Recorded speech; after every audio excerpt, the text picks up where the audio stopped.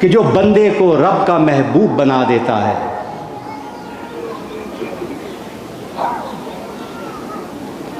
जो गुमराह और गुनाहगार को भी मोहसिनीन में शामिल कर देता है, जो सीनों को साफ सुथरा कर देता है।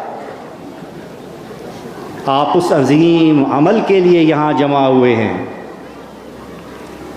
जिसकी वजह से रब्बे ज़ुल जलाल की तवज्जो आपको मिलती है।